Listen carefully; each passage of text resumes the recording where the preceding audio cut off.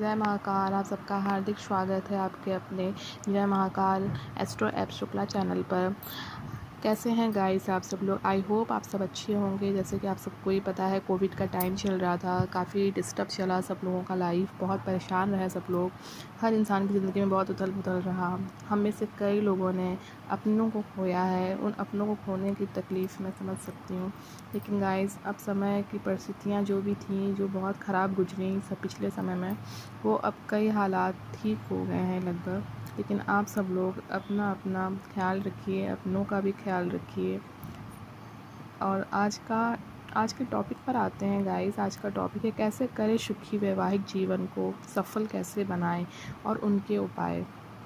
आजकल तो आप सभी लोग जान रहे हैं, जैसे कि आपको सबको मालूम है कि ये ज्योतिष का चैनल है। यहाँ पर आपको इस चैनल के माध्यम से काफ़ी कुछ बेनिफिट मिलेगा।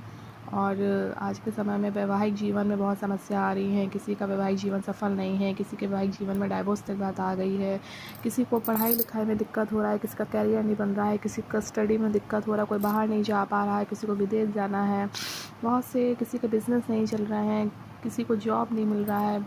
हर इंसान आज के समय में बहुत परेशान है। तो खैर, हर दिन हर एक नए टॉपिक पर बात होगी। आज कैसे करें सुखी वैवाहिक जीवन को सफल कैसे बनाएं, उसके उपाय। तो आज बात करते हैं वैवाहिक जीवन पर। आप सब लोग जैसे कि जानते ही हैं कि शादीशुदा ज़िंदगी में परेशानी आने के कई भी कारण हो सकते हैं। शादीशुदा रिश्ते की डोर बहुत नाजुक होती है, इसे संभालने के लिए बड़े जतन करने पड़ते हैं। इसके बावजूद कुछ लोगों की शादीशुदा ज़िंदगी में परेशानियां आ ही जाती हैं। इसके लिए आज हम उन तमाम समस्याओं के समाधान के लिए सबसे सरल और अचूक उपाय बताएंगे। लेकिन सबसे पहले ये भी जानना है कि आखिर इस खूबसूरत रिश्ते में परेशानियाँ आती क्यों हैं। आखिरकार ऐसी क्या प्रॉब्लम्स हैं। आप सब लोग जानते हैं कि रिश्ते को बेहतर बनाने के लिए कोई भी उपाय करने से पहले समस्या की बारीकी को से समझना चाहिए। कुंडली मिलान और जांच परख के बावजूद भी आखिर शादीशुदा ज़िंदगी में बाधाएं क्यों आती हैं, वैवाहिक जीवन में क्यों आती हैं बाधाएं? वो इसलिए क्योंकि अगर ज्योतिष के लिहाज से देखें तो शुक्र या बृहस्पति के कमज़ोर होने से भी वैवाहिक जीवन में समस्याएं आती हैं। कभी कभी जाने अनजाने छोटी छोटी गलतियाँ भी वैवाहिक जीवन में मुश्किलें पैदा कर देती हैं। और फिर दो लोगों के सपनों और महत्वाकांक्षाओं में टकराव भी अक्सर शादीशुदा ज़िंदगी ख़राब करने का कारण होती है। कभी कभी क्या होता है ना कि हमारे मामले में किसी तीसरे का दखल भी शादीशुदा रिश्तों में दरार पैदा कर देता है। जब दो लोग उम्र भर साथ चलने की कस्में खाते हैं, जब कोई नहीं सोचता कि इस खूबसूरत रिश्ते में परेशानियां भी आ सकती हैं। लेकिन अगर दुर्भाग्य से आपकी शादीशुदा ज़िंदगी में कुछ भी परेशानियां आ गई हों, तनाव ना लें, क्योंकि कुछ समस्याएं कुछ ऐसी होती हैं जिनके उपाय भी होते हैं। कुछ उपायों से आपकी समस्याओं का समाधान हो सकता है, लेकिन उन उपायों करने से पहले आप कुछ बातों का ध्यान भी रखना बेहद ज़रूरी है।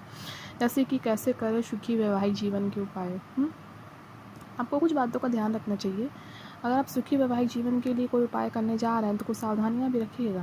कि क्या होता है ना कि एक साथ हम कई उपाय ना करें, क्योंकि एक साथ केवल एक या दो ही उपाय सफल हो सकते हैं। एक साथ आप कई चीज़ें करोगे ना तो वो नहीं हो सकता। जैसे कि लोग कहावत भी कहते हैं कि एक नाव में दो पैर रख के सवारी करेंगे ना तो नाव तो डूबनी है। तो एक बार उपाय शुरू करने पर कम से कम 27 दिन तक लगातार उपाय करें। इसके बाद ही दूसरे उपाय करना आप शुरू करें। तो अगर आपके विवाह के बंधन ढीले पड़ने लगे हैं, जीवन साथी के साथ आपका तालमेल दिन ब दिन ख़राब होता जा रहा है, तो उपाय आपके रिश्ते में नई जान डाल सकते हैं। अपनी शादीशुदा ज़िंदगी खुशहाल बनाना चाहते हैं तो जानिए उपाय, सुखी वैवाहिक जीवन के उपाय। सबसे पहले उपाय की बात करते हैं तो ये थोड़ा वास्तुशास्त्र से भी जुड़े हुए उपाय हैं, और आपको इन सब वास्तुशास्त्र से भी हैं और कुछ अपनी पर्सनली भी हैं, तो आपको ये करने से काफ़ी बेनिफिट मिलेगा। पहले उपाय पे आते हैं तो देखिए, जो पत्नी होती है उसको हमेशा पति के बाईं ओर ही सोना चाहिए।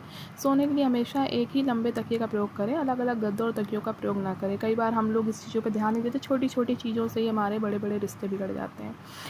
अगर बात करते हैं दूसरे उपाय की, तो सोने के कमरे का रंग जो होता है ना वो हल्का ही रखिए। जैसे कि गुलाबी रखें या फिर हल्का हरा भी कर सकते हैं। कभी कभी शयन कक्ष में गाढ़े रंग के प्रयोग से भी हमारे रिलेशन में बहुत प्रॉब्लम्स आती हैं।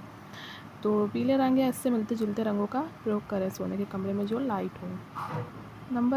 उपाय तीसरे पे आते हैं। अगर तो शुक्रवार को पति पत्नी को एक साथ फूलों की खरीदारी करनी चाहिए। इस खरीदारी में केवल गुलाब या सफ़ेद फूल ही खरीदें। उन लोगों को फूलों को, जो फूल खरीदते हैं, उनको सोने के कमरे में अपने बिस्तर के सराहने लगाएं।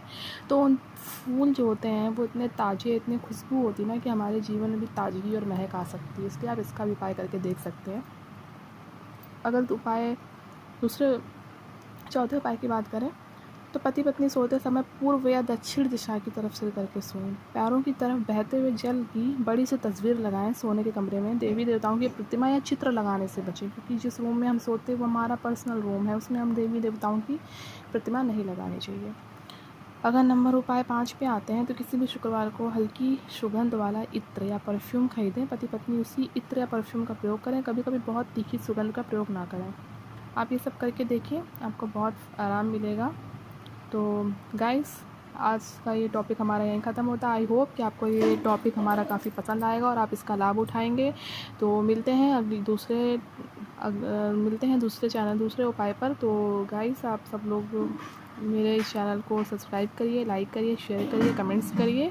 आई होप आपको इस चैनल से काफ़ी लाभ मिलेगा और आपको ये आज का टॉपिक बहुत पसंद आया होगा। Thank you.